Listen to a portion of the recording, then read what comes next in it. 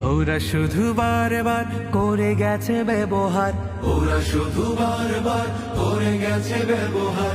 চিনতে ওদের আর বাকি নাই, ঐক্য ছাড়া কোনো পথ নাই।